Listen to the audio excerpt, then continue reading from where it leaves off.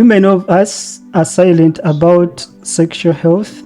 We whisper about it, we hide it, and sometimes even deny it.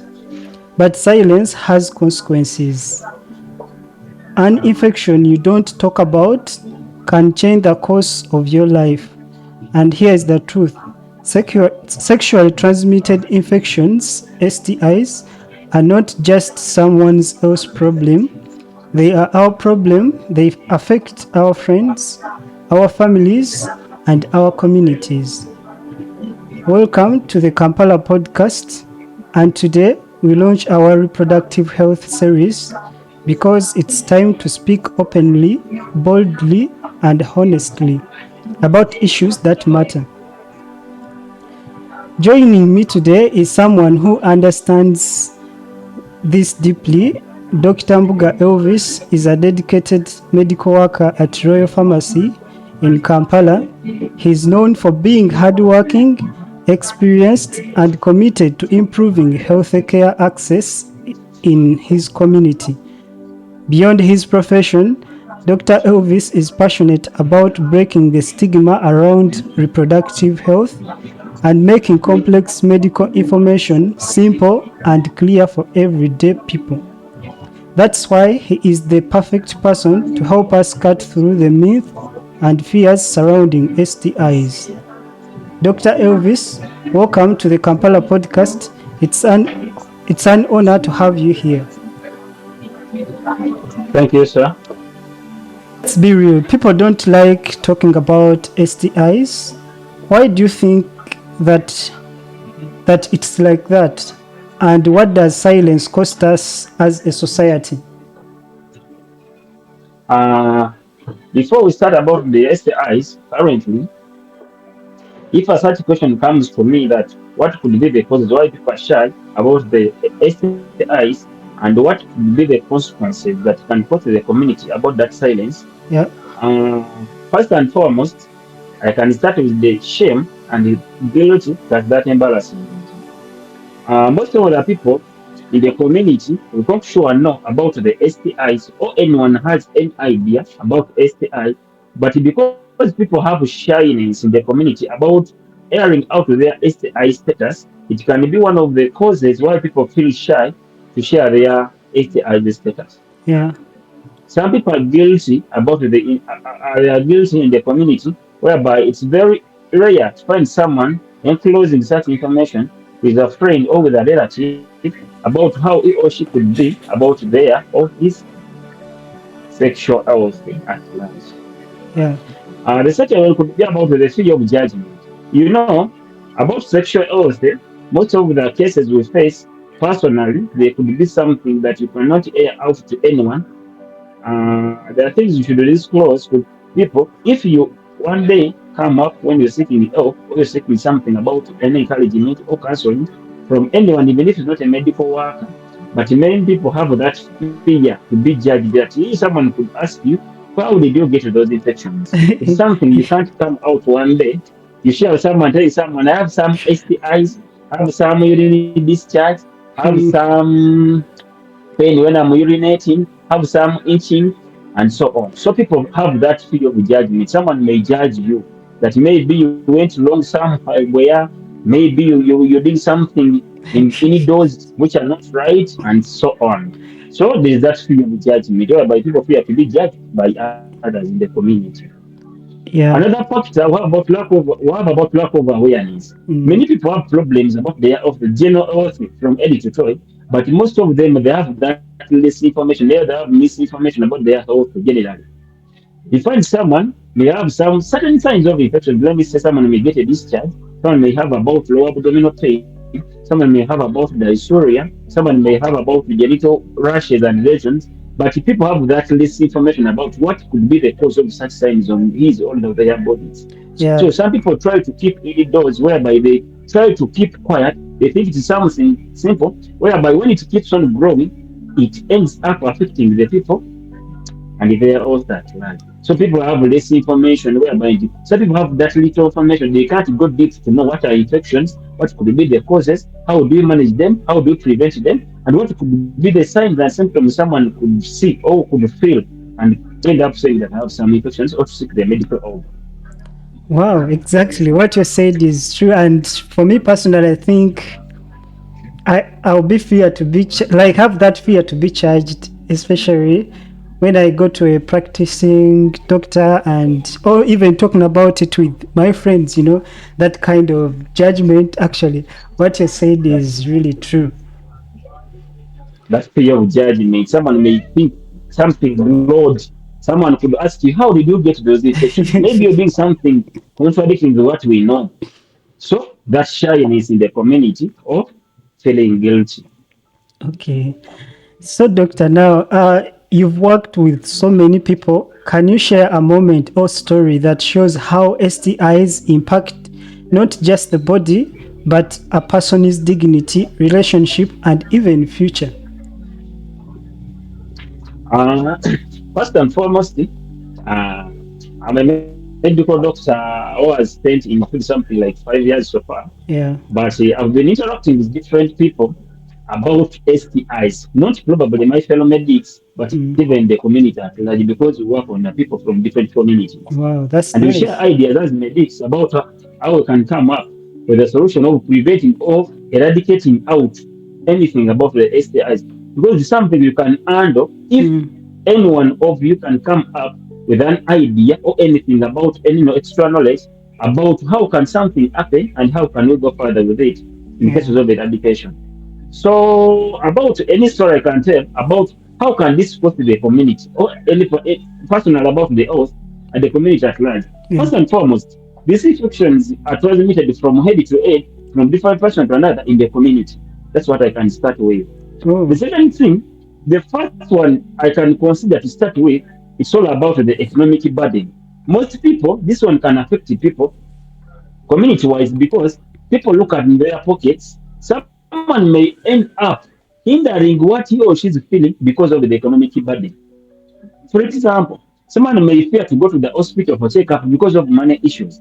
That one can cause you because you're going to transmit some infection, the so-called infection, from yourself to another person through different transmission modes we are going to talk about time to come. But because that one you developed the fear from the start because you didn't identify exactly what you're suffering from.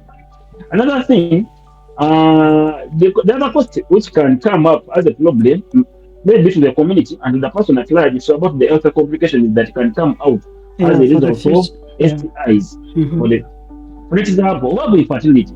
These days, we have what we call primary infertility and secondary infertility.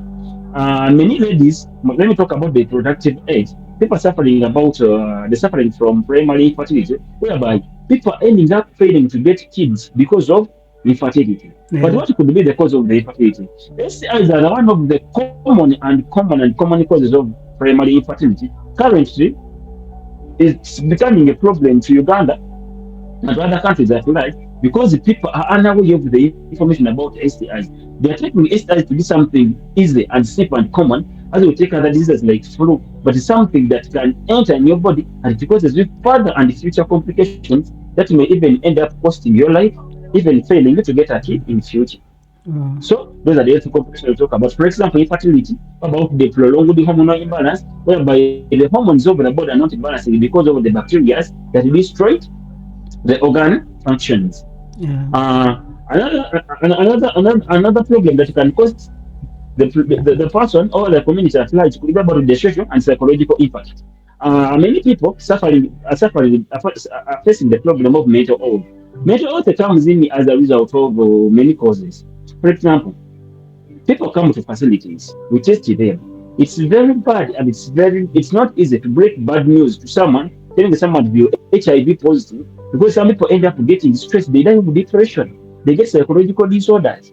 So we take HIV to be under the STIs. If some people could not know, but HIV is under STIs. So Yeah. take that scenario. You've went to the facility, you're tested and you're positive, but you were unaware about your status before you went to the facility. So people airing out those news of bad news, they say breaking up with the bad news, like someone you're HIV positive. Advising someone to start up with the tablets not an easy deal. So people end up getting mental health problems. They end up dying of depression. They end up dying of stress and other psychological impact. Wow. That's what I can say about how STIs can cost the community and the personal health at large. Another problem I can say about the problems about the organ dysfunctions. For example, I've Mhm. seen people suffering, taking things to be easy, like someone may get simple UTI, let me say simple UTIs. So that simple UTI you call it simple, it can go further even to cost you your uterus. Let me talk on the side of the women Yeah. because you took it to be simple. So it has so many complications. We are going to talk about them time to come, and we shall see how these STIs can cost you or complications that can come out as a problem of STIs or anything that can come out as a problem because of you failing to identify the problem you have because you delayed or you didn't mind to look for the medical attention. Wow. It's amazing. Like a lot of things actually that are happening in our life, but we don't know all. We didn't have anyone to tell us about those things, and really thank you so much. Now, for those listening who want to understand the basics, what exactly are STIs? And for you, Okay, like, how thank do you. you define them? That was the main root actually. It's the main stem of the game. Yeah. It's where we are waiting for. Uh, STIs actually, each letter stands for a different word. Let me start about the breaking it down from Yeah. head to toe. So STIs, S stands for sexual. I think if I'm to talk about sexual, anyone can understand that. Of Sexual, it's course. anything that happens after going into a sexual intercourse with someone or between two people. Let me use that word, two people. And then Okay. when we talk about the T, sexual, it means transmitted something from one person to another. Mm-hmm. The T. Mm. Then I is an infection. The definition of an infection, it has so many definitions. Mm. The first one, an infection is the presence of anything like an organism or a microorganism in the bloodstream that cannot be seen with the own eyes, but it can cause dysfunction or organal dysfunction in someone's body. Yeah. That's one I can use. The easiest one I can use is Mm-hmm. the presence of a microorganism. It could be a bacteria, it could be a fungi, it could be a virus, it could be a parasite, it could be a protozoa in someone's bloodstream that when it intubates, it can cause any organ dysfunction in someone's body system. For me, actually, I thought it is just a virus, so I didn't know that it can also even be a protozoa or all other kind of bacteria Yeah, you've talked about. yeah, because when we talk about infection, we have different types of microorganisms, let me say. Yeah. Because you're going to sit down there when we are talking about the causes of STIs. We have Yeah. different causes of the STIs. For example, we Yeah. have Yeah. different types of microorganisms. When you go to microbiology, or Mm-hmm. those people who did the lab, most of the Mm. microbiology about different types of of microorganisms. Yeah. Yeah. Microorganisms, these are organisms which you cannot see by our naked eyes, but in real life, they are there in our bodies and in the surrounding environment.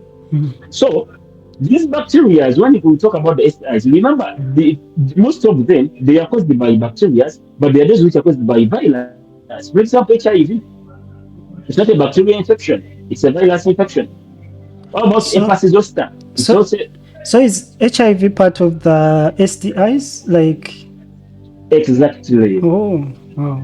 Why do you group each other STIs? Because it's transmitted from one person to another under the unprotected sex, and we're talking about the sexually transmitted diseases. So Mm. group it under STIs because each transmission mode is under the unprotected sex Yeah. between two infected people.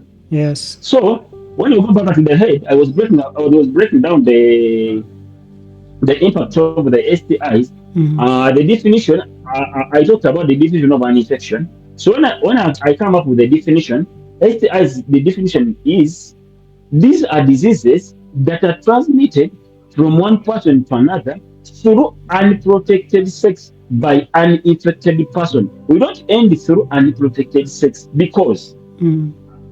I can have sex with someone when we are unprotected, but when all of us we are negative, Yeah. Exactly. none of us is sick. So where will I get the infection? Because we're talking about the sexually transmitted. So Mm. when you end about talking, is the diseases that are transmitted from one person to another through unprotected sex will end there. To me, if I'm marking, I mark you wrong. Yeah.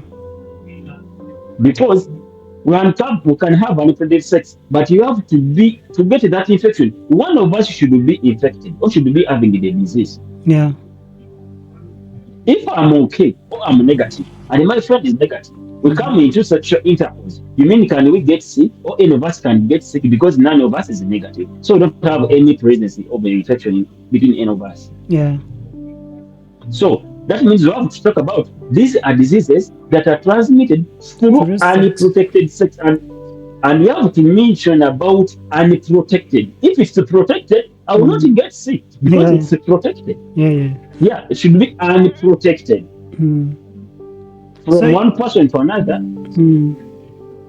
So you've talked about so much about unprotected. What's unprotected, to be honest? Unprotected, I mean, let me talk about, people nowadays, they use a simple word, actually they call it CDs in the community. When you talk about, don't ask someone, what do you mean by CDs? They mean about the condoms. What are the types of condoms? What about the female condoms? I know many of you don't know but they are there. Wait a minute. Condoms. Wait a minute. They are there? Like, what do you mean? Like, they are there in the community. They are made. They are manufactured. I thought... Yeah. It's not for men only. Okay, I had another question, but I think let me just reserve it. You can ask. So, when we talk about unprotected, when someone comes up, he uses a condom or he wears any rubber, latex, something, let me call it a condom.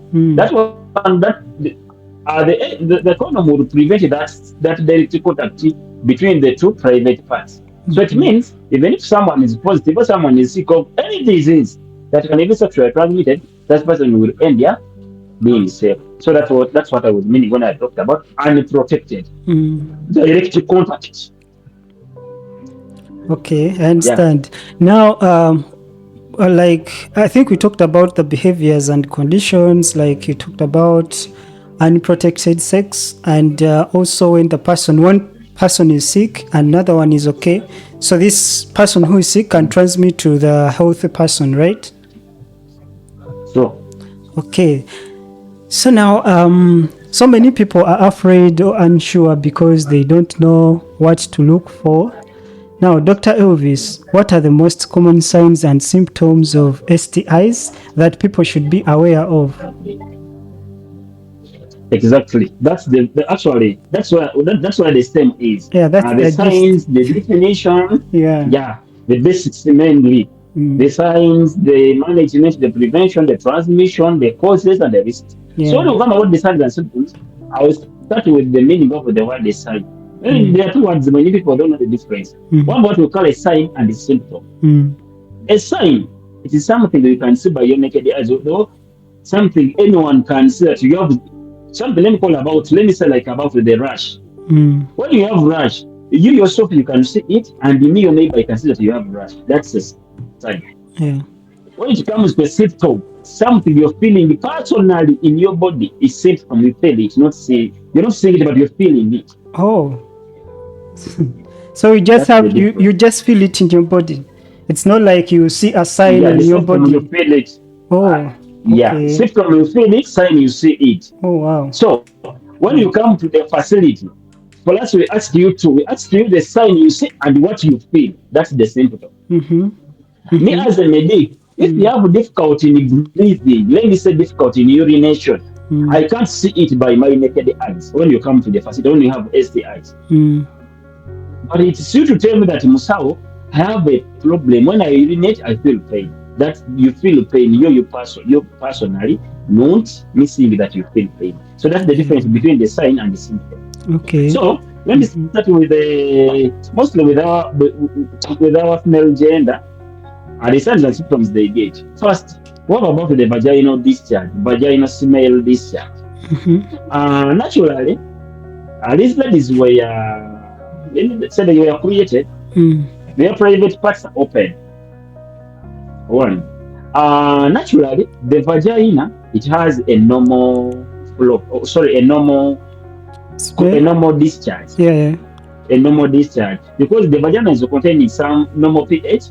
The normal flora, those are bacteria that help to maintain the pH of the vagina normally, and they have the normal, what we call the normal discharge normally. That normal discharge, it should be colorless and sticky. So when I talk about the vaginal discharge, vaginal smell discharge, this pattern of the STIs should be bringing out a different color of the discharge with a different order. For example, one of the types of discharges that show that someone is having infection. The first one, they have a discharge that's milky discharge that looks like milk. How about the one that looks like Coca-Cola soda?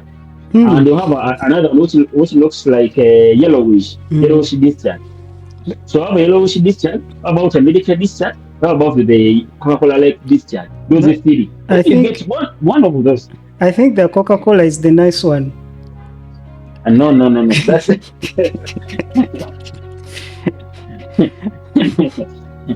that one indicates pseudomoniasis. Oh my God! I thought it's the best. The best one is the one which is colorless and it has no odor. It has no smell. It has no odor. So the vaginal discharge should be normal and colorless. But when you see anything like a different color of a discharge, that one is yellowish. That one is Coca-Cola odor. That one is milky. Then that's an indicator that we have an infection.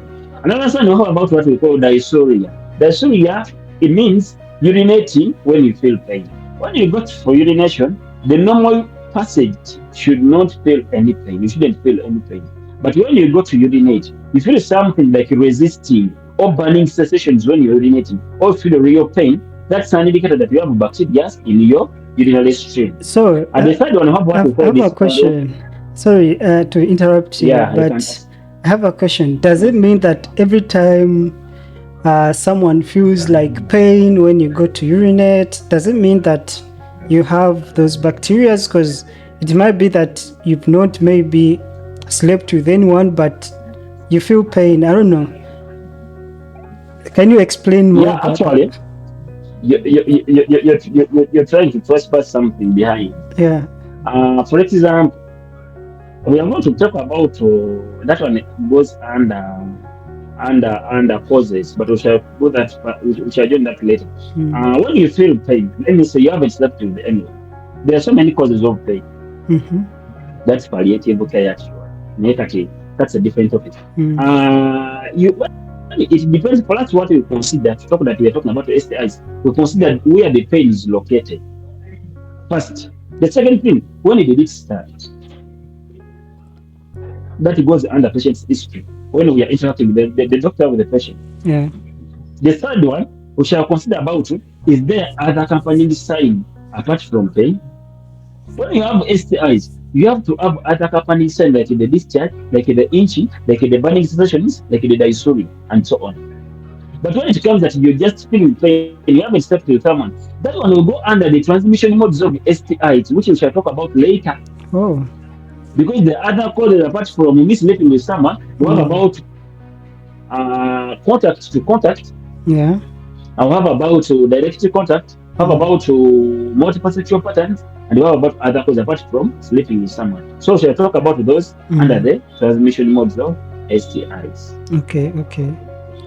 So let's. What about even mother to mother? Yeah. So the next, the other signs I can go further with. I'll have about. I was talking about dyspareunia.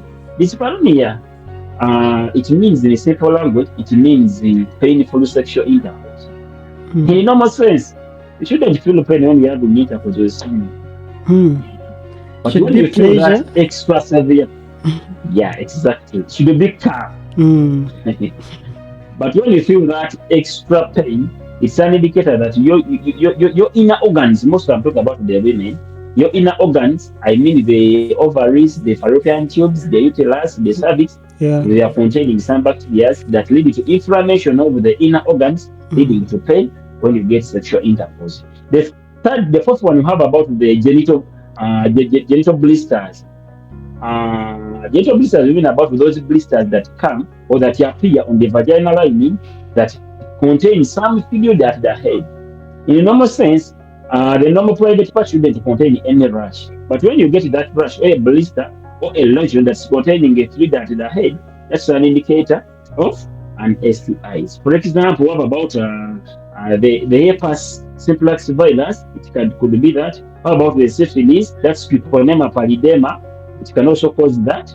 And what about other types of viruses that can cause such? Even candidiasis can also cause genital sores. Another one we have about the fourth smell urine. Passing out that urine that's too smell than normal. Some people don't do self examination, but this is simple. If you want to know that you have you STIs, you can, when you wake up at night, get a bucket, urinate in that bucket, keep that urine for some hours after morning. When you wake up, you know some people, you wake up when you feel that the whole room is having a bad smell in the morning.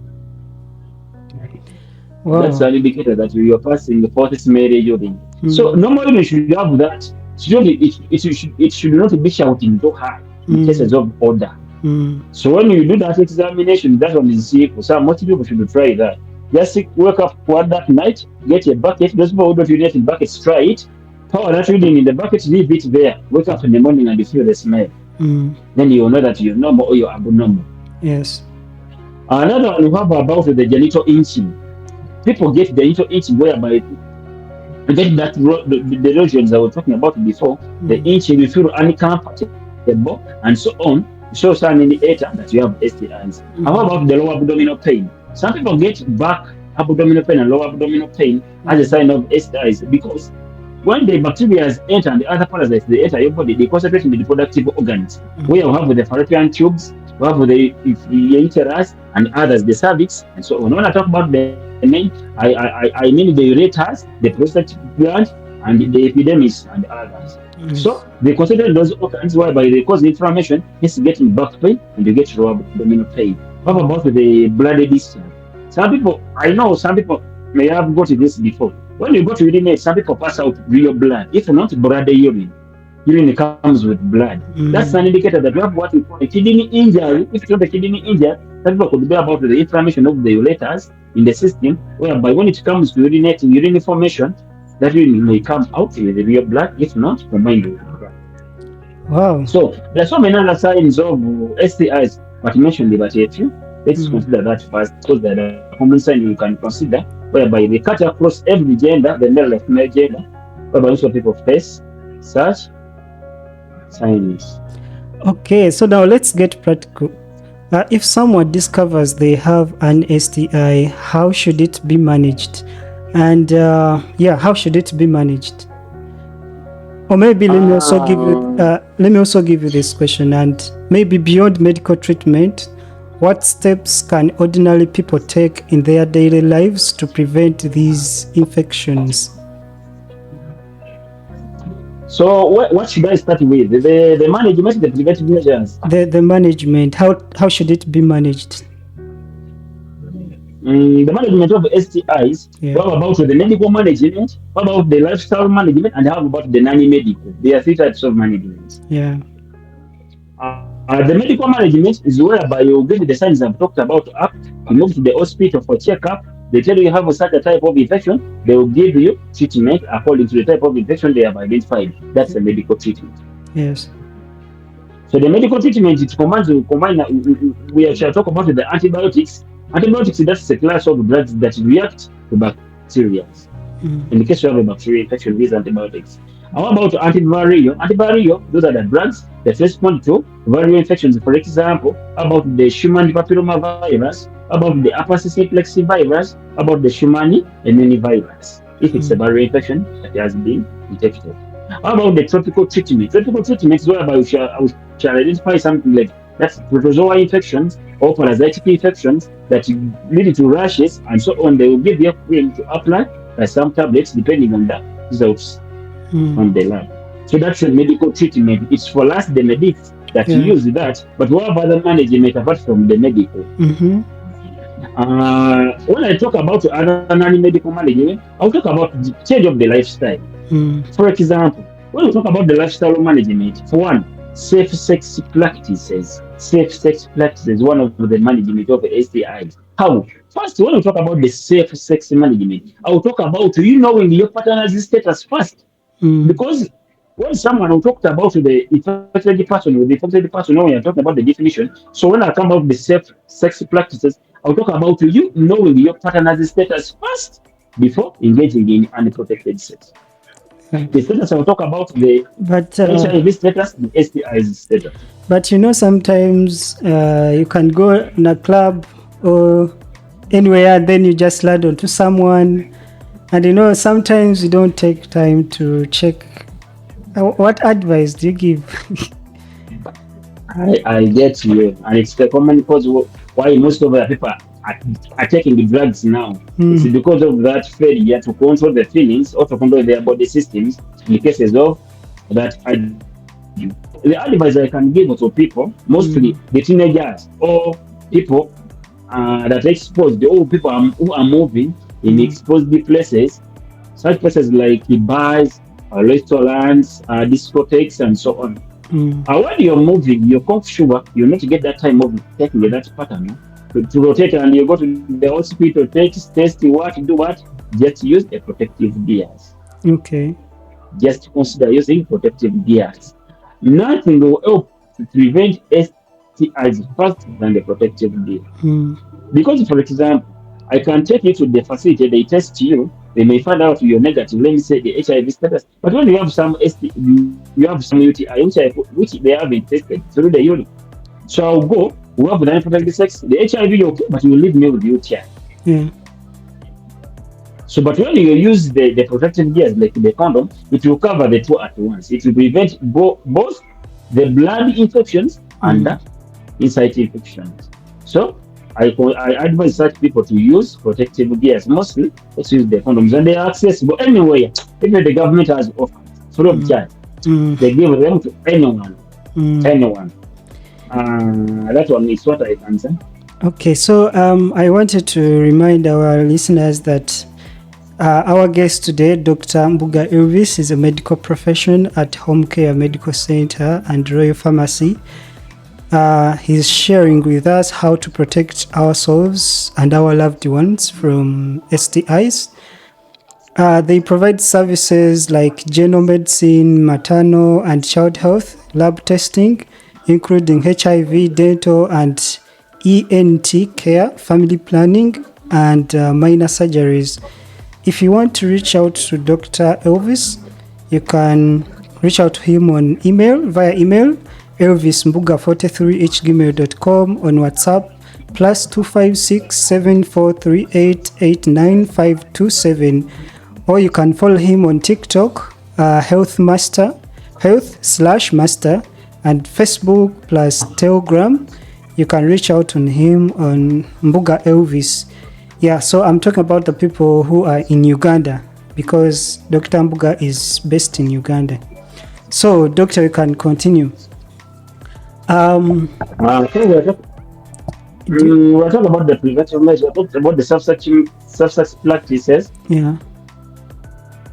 Then the second one is about regular testing. It's also one of the management of STI. Yeah. Most of the people don't take that step of going to hospitals and they take checkups before they get signs. Because people, we talked about the economic burden. Mm-hmm. Someone will say, how will I use my money to go for testing when I'm not sick? What if they tell me I'm not sick? Yeah. Yet it's a bad thing. You know why whites are better than us in research. You know, it's of an importance for someone to keep testing every after 3 months. Even if you're not sick, it's important to go to the hospital to know how your body is standing. But because people wait to get sick, they keep not knowing how their body status is. They want to get sick, they'll go to the facility. So under the management, we want to teach people like when you get to that time, every after 3 months, you want to get some regular tests about your body system.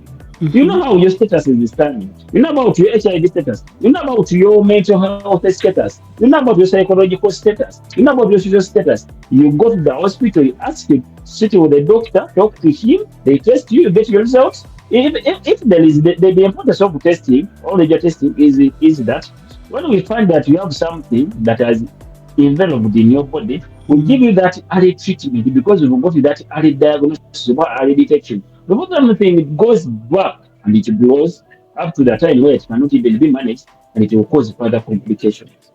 Okay, So so regular testing, it's okay. It's okay. You can go. regular testing is one of the management. And the third one, I will talk about the pre-exposure prophylaxis. For example, this goes to HIV. Mm, What about the PrEP and what about the PEP? That one is another topic. I will not go deep with it. But what about what we call pre-exposure prophylaxis? Prophylaxis means taking something before the disease invades in your body. For example, immunization is under prophylaxis. We mm, give the baby the vaccine before the baby gets sick to prevent. mm-hmm, So what about the PEP? The drugs you give those people who are exposed to HIV couples whereby they will not get sick. But that one is a bigger topic when we go to HIV. So it's mm. another subtopic on its own day. So Okay. what about what we call pre-exposure prophylaxis? Those drugs we take to prevent the disease before we engage in sex with someone who is infected. So those are the ones I can talk about the non-medical preventive measures of STIs. Or the ways the lot people can use to prevent the STIs in their community. Mm. The other question was about It was about money. ordinary people can use, but also I have this question. I think it's also very important for anyone listening who is scared, maybe ashamed, maybe just diagnosed. What message of hope would you give them? The message of hope I can come with, first and foremost, I know most of people here in Africa, as a continent, Mm. we fear HIV. I will talk about HIV next. Yeah. No one will get depressed about being told that you have UTI because it's treatable. Mm-hmm. So, HIV, let me concentrate on HIV mostly. Those people get that mental health, mental disturbance I talked about, the depression and the stress. But what I can tell people about, what about, thank God, mainly, we've got different treatment modes of HIV currently. We thank God for that. Mm. We have brought up many different treatment modes of HIV which were not around before. For example, we are soon fading out the use of drugs. Mm. That's the taking of drugs for HIV. Mm. Uh, let me say the scientists have helped us. They have came up with an injector Mm. plan or an injection that you can give someone who's HIV positive an interval 6 months. In a year, Oh you get to wow, injection. that's life saving Yeah. because So taking yeah, tablets every month, or every day yeah, actually. because people, yeah, people were not adhering. We were Mm. missing. We are getting resistance in management of HIV Mm. because of drug inheritance. People Mm. were not adhering to drugs. People were getting that burden of taking the drugs every day. But we are trying to phase out that issue of drugs. People are coming up with the injection whereby you just go, they inject you, you go home, you wait for the 6 months, you go back and inject you. Oh, So that's the message of interesting. hope to many Mm. people who are HIV positive Mm. and the new cases that are recognized whereby I know the burden comes in with taking the drugs and Mm. that depression and the isolation people get. I'm HIV positive. I'm going to die. How will I Mm. survive? Taking the drugs every day. But things are trying to get soft. They are trying to get soft every damn night because new methods are coming in. New methods are coming in. Even Yeah. if they brought an injection whereby it's a prophylaxis injection. They Mm. give it to you. Even if you're going to engage in sex with someone who's positive, you cannot get sick. It's also Mm. there. They brought it Okay, that's currently. interesting. Yeah. Interesting. So you have two new implementations they have brought about HIV. So that's why I thank God. Some Mm. things new are coming up and they are still beneficial about Mm. our health. Yeah. Interesting. Okay, now I have this one last question. When will parents open up to discuss these topics with their children, especially on the African continent? I know it's not a usual thing, like parents sit down and talk about healthy related topics with their kids. I think, according to me personally, I will talk about the stages of life. That one it will go under the milestone. Mm. Probably, I think when a girl, let me start with the girls. When a girl starts getting periods, or the girl will start getting the menarche, because the first day the girl gets her periods, the first time we call it the menarche. So Mm. the first day Your daughter opens up to you that, man, I've seen this and this. Let me say that you not start the funny that the girl has started the periods. It's when you sit with her down, then you try to guide and teach her about different modes and how to prevent and how to go further with her sexual life. Mm. To boys, we shall talk about age of 15 roughly, because it's Mm. the age whereby most of the boys will develop body changes of something, let me call the body changes, whereby the Mm. boys will start getting the beards, they'll start getting those morning erections, they'll start getting the libido, and that age urge to have sex, and so Mm. on, the body changes, the teenager age. So Mm. in case you see this, the such signs of a body changes, it's when you have to sit down and teach or educate your girl or a boy about different modes of sexual health.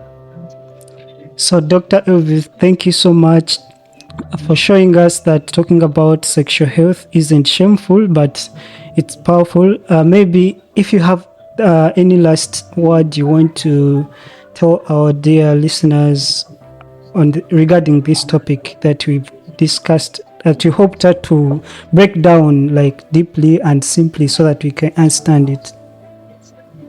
My last word about generally, I will advise the community about the considering their health as the first priority. Yeah, sure.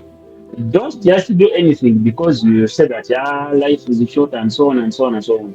Let's try to consider health as something that's crucial, because life will have life at once. In case you're dead, you're gone. Yeah, true. So let's consider, even if before you consider the money, before you consider anything, first you consider everything you do about your safety of your life and your health at large. Mm, exactly. That's my advice to people at large, that's the ultimate. Thank you so much. Thank you once again. We really appreciate the knowledge you've shared with us. And I hope those who listen to it after this live, they'll gain something from out of it. And to everyone listening, silence has never protected us. Honesty, responsibility, and knowledge will. If this conversation made you think, if it gave you clarity, don't keep it to yourself. Share it, start the conversation in your home, in your relationship, in your community. Because when we talk openly, we heal collectively. This is the Kampala Podcast, and this was the episode 1 of our reproductive health series. Until next time, be safe, be informed, and never be afraid to speak the truth.